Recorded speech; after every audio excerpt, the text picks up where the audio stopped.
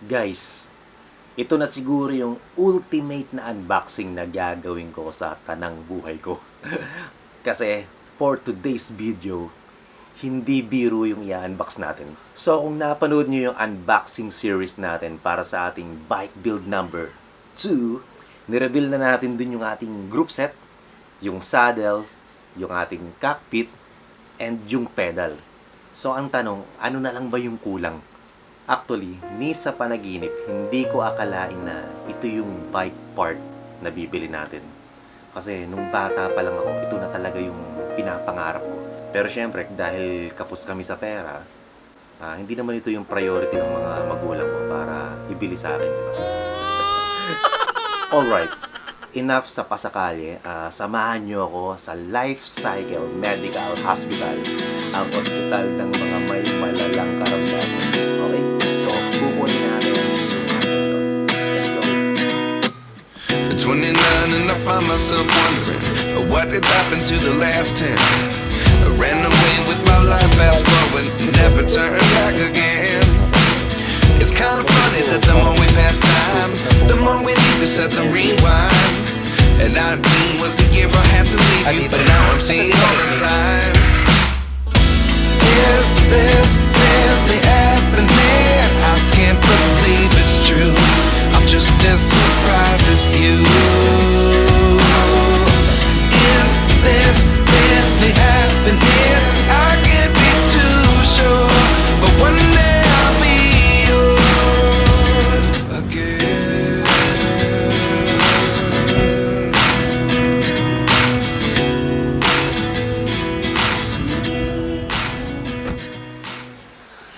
Whew!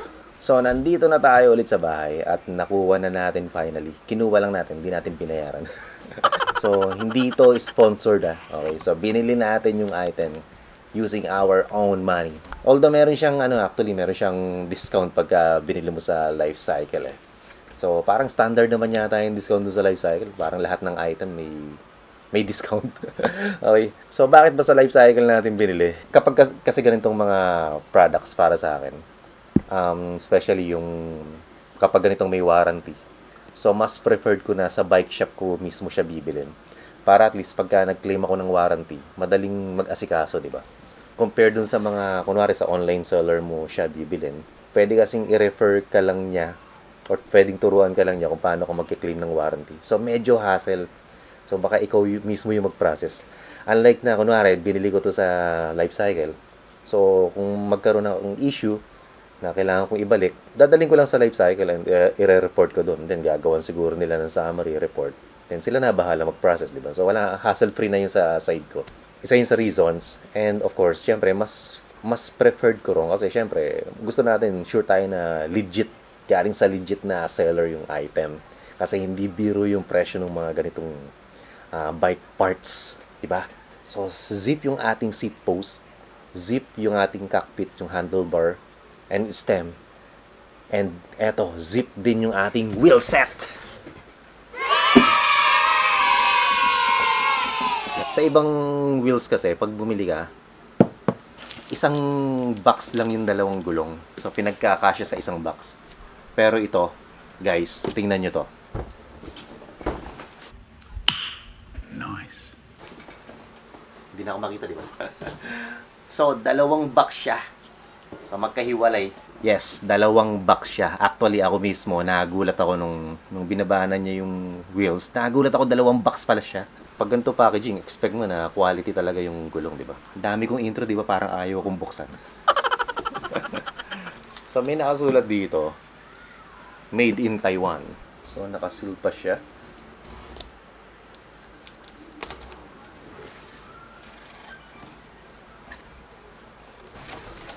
Grabe. So, may box inside the box.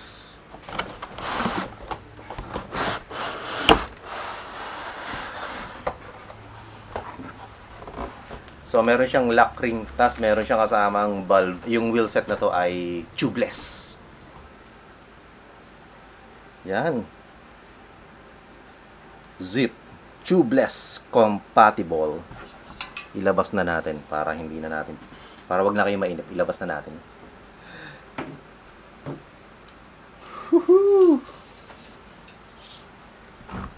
Nice. Nice. So, yung wheelset na to ay Zip 303S. Kitang-kita. So, actually, pag tinignan mo pa lang, alam mong matulin agad ang itsura. Matulin. Matulin, maubos yung pera mo. Grabe, ang wide ng rim. Bladed yung spokes. Pero hindi siya ganun kalapad, meaning lightweight na bladed spokes. Tapos itong yung rim depth niya ay 45 mm. So, let's double check. 45 mm. Okay. Tapos, yung internal na width niya, ang alam ko, 23 mm to. So, let's check din. Okay. 23. Then, yung outer niya, 27. Ang galing magsukat. Hindi ginamitan ng caliper. Compatible siya sa pang-gravel din na road tires. Mas optimize ang speed nito kapag 28 mm na pang-road bike yung gamit mo. So, tested na, yun yung pinakamatulin siya.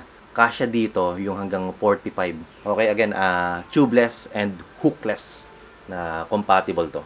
So, yung hookless, mapapansin nyo agad yan dito sa gilid na makinis siya, straight lang. Unlike yung mga may hook, mapapansin mo merong groove yun sa loob. Ito, flat lang. When you inflate the tire, the air presses in all directions. Once the tire beads are in place over the rim bead shelf, the tire is then safely held on the rim. So, of course, center lock siya. So, kung makapansin nyo, wide rim siya. Optimize siya para sa wider tires. And pwede kang run dito or maglagay dito ng lower tire pressure para mas maganda yung grip sa kalye. So, yung isang advantage ng hookless yung rim, mas maganda yung transition from the rim papunta sa gulong. Unlike dun sa mga isang version, kita mo yung yung pag from dito sa rim, medyo lulubog siya papunta dun sa goma. Then, tsaka palang aangat. So, para kang may ice cream. So, ito, mas smooth yung transition from dito sa rim papunta sa goma. Up to 15% of your total wind resistance is created by wheels. Hookless can help you drastically reduce that number. So, somehow may masasave kang dun Mas aero siya, basically. And, makakasave ka ng few watts ng power. Grabe, actually, tignan mo pa lang siya. Alam mo ng premium yung wheelset. Magandang klase. Tingin pa lang. Then, yung yung kulay niya is matte yung finish. Pag tinitigan mo, ang kinis ng pagkakagawa, pulido. Ang alam ko yung butas na to parang drain siya in case napasukan ng tubig. By the way, yung isang pinagtataka ko, wala pala siyang kasamang true axle. Wala siyang kasama. Let's see, baka yung frame natin meron. So, speed, quality, performance doesn't come cheap. So, may presyo talaga siya. So, ito lang to, stopper para hindi tumama sa box to. Alright, may kasama din siyang lock ring, spacer para sa cassette, tsaka yung pito, yung valve. So, ang timbang nito ay 1.53 kilograms. Total na yon, harap likod. Pero yung front niya, 711 grams. Then, yung rear wheel ito ay 819 grams. So, yung max tire pressure pala niya ay 73 PSI. Ang Zip kasi merong lifetime warranty. So, pwede mong i-register yung product mo online para mas madaling mag-claim ng warranty later. So, siguro online, ipi-fill up mo lang yung form kung magka-claim ka ng warranty. Pero hindi naman mandatory yun. Basta itago mo lang yung resibo mo, then dalin mo dun sa shop na binilin mo, like sa Lifecycle. Then, siguro dalin mo lang yung item, then bahala na yung Lifecycle na gumawa ng report para maklaim mo yung warranty. Para palitan nila ng bago. Ganon. So, may mga cases na rin na nag-return nung item and pinalitan ng Zip ng bago talaga, ng bago. Shimano na free hub yung kinuha natin. Compatible din siya sa XDR na hub, yung pang SRAM. So, kung medyo maikabigatan yung rider, take note lang, hindi to advisable na more than 130 kilograms yung gagamit. Baka sumabog. UD Fiber Matte Clear Coat. So, yun yung tawag sa rim rim finish. So, yung rim tape niya nakalagay Zip Tubeless Compatible. So, yung sealant na binili natin ay ito. Stance. Baliktad pala. Stance. No tubes yung nakalagay. Race sealant. Virtually eliminates flats. Maximum sealing power. Larger crystal seal. And reinforce much larger holes. Faster than any other sealant. So kahit pala medyo malalaki yung holes, kaya niyang i-seal. For extreme conditions, over 14 years in development with top pro teams in the most demanding conditions. Binili ko to sa Green Planet. Kasabay nung ating pedal. At yung isa pang item. Sa ibang unboxing video yung isang item. So, bakit ko ba laging sina-shoutout yung Green Planet? Kasi medyo malaki yung discount na binigay nila sa akin. In return, as pasasalamat. So, sina-shoutout natin si Green Planet sa San Pablo, Laguna. Nabubulol na ako. So, yung hubs niya, 176D, tsaka 76D. Panahon na para i-reveal na natin yung sound check.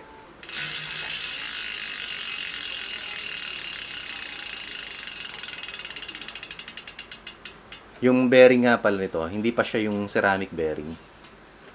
Pero pwede naman siyang palitan ng ceramic bearing. Siguro later, if ever na kailangan natin magpalit ng bearing, ceramic na ilalagay natin. Actually, nagbabasa ako ng mga review ng wheels na to. Ang gaganda ng mga comments nila. Especially dun sa, in terms of comfort.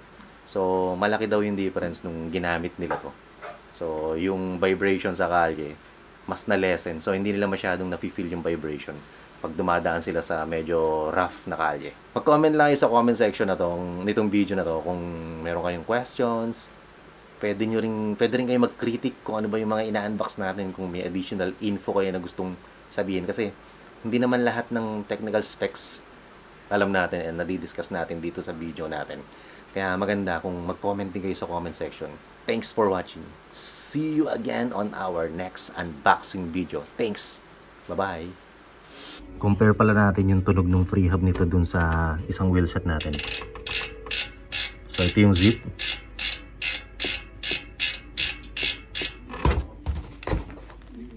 Then ito yung luma natin na wheelset.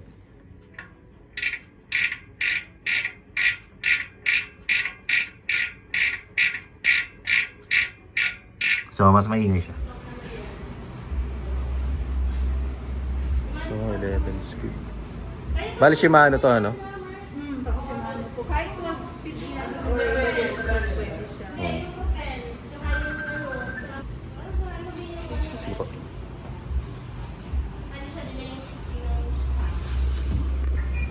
Yung harap.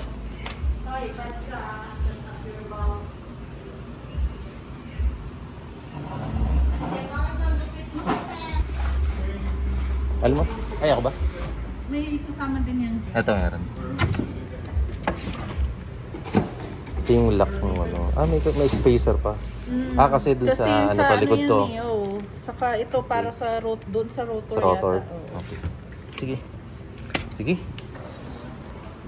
Ang ano lang naman dyan, hindi kasama sa warranty pag magkaroon ng problema sa bearing yun. Yung Hindi ka bearing. lang naman sa Oo. labas. Hindi pa yan ceramic. Hindi pa. Hindi pa ceramic yung bearing. Kasi, pero kung kahit masira sa right siya, lahat. Yung bearing hindi kasama sa warranty Oo. pala. Yun lang Ganda ng hindi lalagyan. kasama.